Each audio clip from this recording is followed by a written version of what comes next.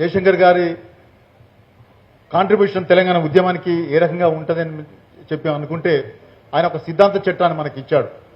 1969లో ఉద్యమం విద్రోహానికి గురై చల్లారిపోయిన తర్వాత ఒక 25 ఏళ్ల పాటు ఆయన ఉద్యమాన్ని కాపాడుకుంటూ వచ్చాడు. తెలంగాణ భావజాలాన్ని కాపాడుకుంటూ వచ్చిన గొప్పవాడు.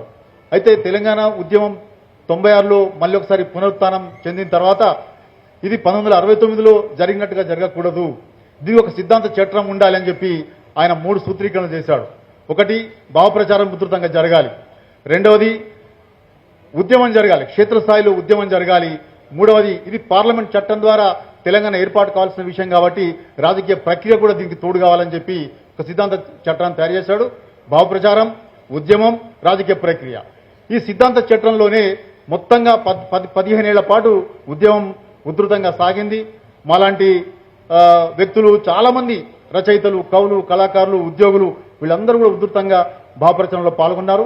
అట్లనే ఉద్యమం కూడా కింద క్షేత్రస్థాయిలో ఉధృతంగా సాగింది. అదేవిధంగా రాజకీయ ప్రక్రియ కూడా ఢిల్లీలో రాజకీయ ప్రక్రియ కొనసాగింది. కాబట్టి ఈ 3 అంచెల 3 సూత్రీకరణలతోటి తెలంగాణ ఉద్యమం ఒక విజయం పథాన సాగి 2014లో మనం తెలంగాణ సాధించుకున్న ఒక అనుభవం మనకు తెలుసు. జయశంకర్ గారు ఈ ఉద్యమం భావ ప్రచారంలో మాతో పాటు మనందరితో పాటు చాలా సభల్లో పార్టిసిపేట్ చేసే అవకాశం చిక్కింది. ముఖ్యంగా తెలంగాణలో 1లో తెలంగాణ ఉద్యోగుల సంఘం మేము ప్రారంభించినప్పుడు మా అన్ని సభలకి జయశంకర్ గారు ముఖ్య అతిథిగా హాజరై ప్రసంగించేవాడు. అట్లా 2004లో తెలంగాణ విద్యావంతుల వేదిక ఏర్పాటైనప్పుడు ఆ విద్యావంతుల వేదికకి ఒక స్ఫూర్తిని, ఒక కార్యాచరణను తయారు చేసింది కూడా జయశంకర్ గారే. ఆయన ఆధ్వర్యంలో విద్యావంతుల వేదిక చాలా ఉధృతంగా భావప్రచారం చేయడమే కాదు, అనేక ఉద్యమ కార్యక్రమాలు కూడా నిర్వహించింది. ఈ క్రమంలో నాకు కొన్ని సన్నిహిత అనుభవాలు 1-2-3 మీకు చెప్పి నేను ముగిస్తాను.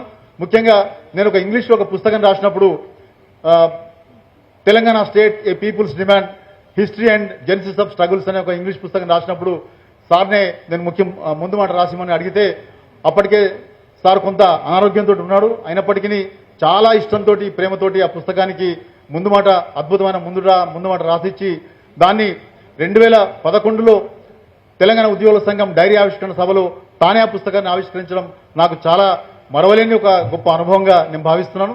అట్లనే 2006లో అనుకుంటాను, అంబేద్కర్ స్మారక ట్రస్ట్ వాళ్ళు, మెమోరియల్ ట్రస్ట్ వాళ్ళు ఆ సంవత్సరం అంబేద్కర్ మెమోరియల్ లెక్చర్ని జయశంకర్ గారితో ఇప్పించారు. బషీర్బాగ్ ప్రెస్ క్లబ్లో ఆ ఉపన్యాసం జరిగింది. చాలా క్రిక్కిల్సిపోయిన ఆ సభలో ఆయన చిన్న రాష్ట్ర ఏర్పాటుకు సంబంధించి అంబేద్కర్ భావజాలాన్ని చాలా అద్భుతంగా ఆర్టికులేట్ చేసి 3 గంటల పాటు ప్రసంగిస్తే చాలా పిన్ డ్రాప్ సైలెన్స్తో ఆ ప్రసంగాన్ని అంతా విన్నారు.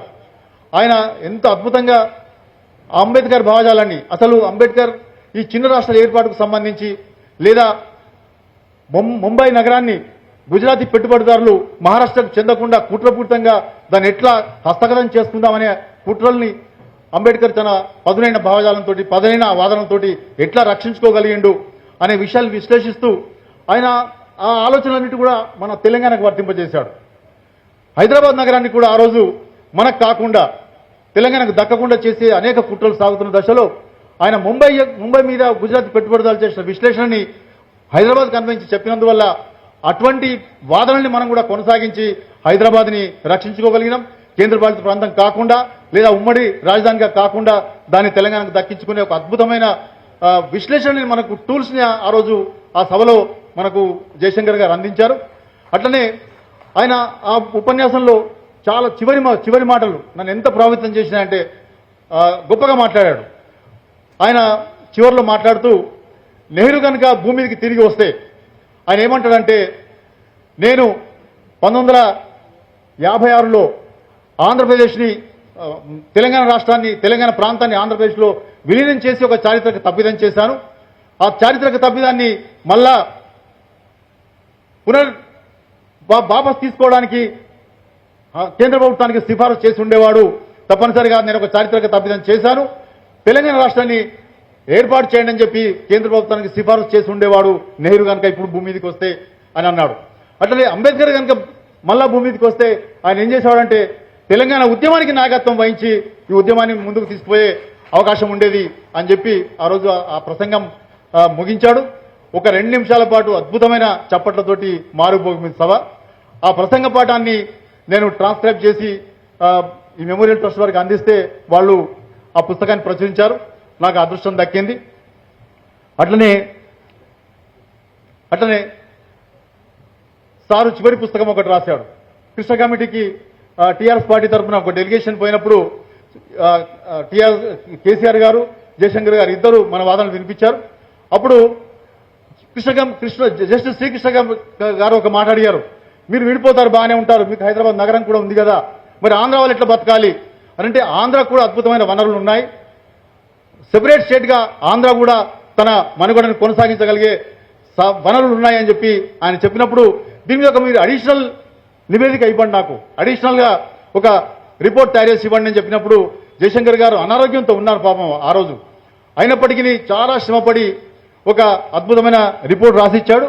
Economic viability of Andhra and Telangana as separate states అని ఒక నివేదికను తయారు చేసి చాలా కష్టపడి తయారు చేసి శ్రీకృష్ణ కమిటీకి అందజేశాడు. సరే, శ్రీకృష్ణ కమిటీ ఒక ప్రహసనంగా మిగిలిపోయిన సంగతి మనం చూసిందే. అదే మనం చివరి పుస్తకం అది. ఆ పుస్తకాన్ని తెలంగాణ విద్యావంతుల వేదిక ప్రచురించింది. ఆ పుస్తకాన్ని ఇక్కడ ప్రొఫెసర్ కనకదుర్గ గారు ఉన్నారు, వారే ఎడిట్ చేసి మనకు అందిస్తే ఆ పుస్తకాన్ని మనం ప్రచురించాం. ఆ చివరి పుస్తకం 2013లో అనుకుంటాను మేము సంసద్ యాత్ర ఢిల్లీకి పోయినప్పుడు అక్కడ తీసుకుపోయి మొత్తం ఢిల్లీలో అందరికీ ఆ పుస్తకాన్ని పంచి తెలంగాణ ఎట్లా అన్యాయానికి గురైంది, తెలంగాణ ఏర్పాటుకు సంబంధించిన సాధికారత ఏంటిది అనేది ఆ పుస్తకంలో వివరించాడు. కాబట్టి ఆ పుస్తకాన్ని మొత్తం ఢిల్లీలో పంచాం. ఇట్లా జయశంకర్ గారితో చాలా గొప్ప గొప్ప సన్నిహిత అనుభవాలు ఉన్నాయి. ఆయన మా ఊరికి కూడా వచ్చాడు దేశభక్తి శ్రీనివాస్తో కలిసి. అక్కడ సభను ఏర్పాటు చేసినప్పుడు మా ఊర్లో చాలా సంతోషించారు జయశంకర్ గారు మా ఊర్లో అడుగుపెట్టినందుకు. ఇట్లా అనేక అనుభవాలు ఉన్నాయి. కాబట్టి ఇవాళ జయశంకర్ గారు బతుకుంటే బహుశా తెలంగాణ రాష్ట్రం యొక్క ప్రగతిని చూసి సంతోషపడేవారని చెప్పి నేను అనుకుంటున్నాను. ఇటువంటి ఒక మహనీయుడి, నాకు ఆరాధ్యుడైనటువంటి జయశంకర్ గారి స్మారక పురస్కారాన్ని నాకు అందజేసినందుకు తెలంగాణ వికాస్ సమితి వారికి హృదయపూర్వకంగా ధన్యవాదాలు చెల్లిస్తూ, మీరందరూ ఈ అవార్డు ఫంక్షన్కి వచ్చినందుకు నా బంధువులు, మిత్రులు అందరూ ఇక్కడ ఉన్నారు. నా బాల్యమిత్రుడు గంగాధర్ గౌడ్ కూడా మా ఊరు నుంచి వచ్చాడు. వాళ్ళందరికీ కూడా నేను హృదయపూర్వకంగా ధన్యవాదాలు చెప్తూ సెలవు తీసుకుంటున్నాను. నమస్కారం.